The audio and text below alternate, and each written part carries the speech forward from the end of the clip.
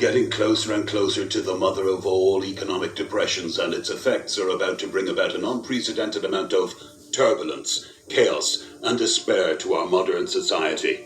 The horror stories from the Great Depression of the 1930s are about to be repeated. Most preppers have that grim era burned in their minds as a stark reminder of how fast things can go wrong, even in the wealthiest country in the world. And today, global events are rapidly accelerating and things are spinning out of control at an alarming pace in the United States. For decades, preppers had the Great Depression as a motivation and a reminder to get ready for dark times, even before things start to go bad. But the truth is that this is the scenario all of us should be preparing for.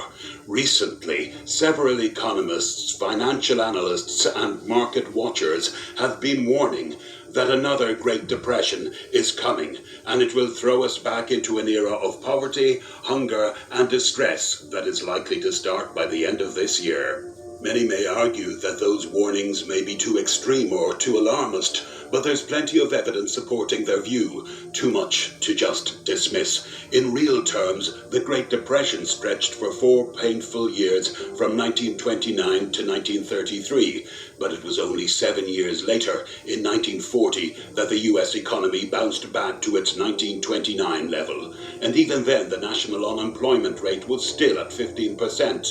Last year, when the health crisis struck America, the economy has fallen into a deep recession in a matter of days.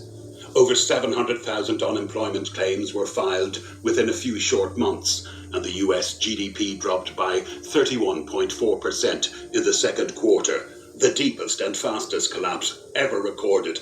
However, due to the extraordinary amount of printed money artificially injected into the system by the Federal Reserve, our economy has become numb.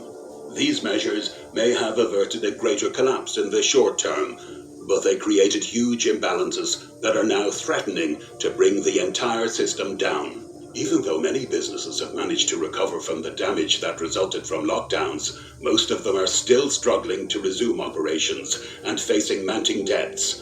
Our economic foundation is in fact very fragile, which means we're still in deep trouble, and the government is setting the stage for even more trouble in the months ahead. There's a lot going on in the backstage of the House of Cards, and one wrong move could trigger a chain reaction and unleash a depression that would hit us fast and hard. Millions of Americans are still out of work. Our national unemployment rate is standing around 6%. That's a moderate number compared to the 14.7% during the peak of the recession, but we're still very far from the 3.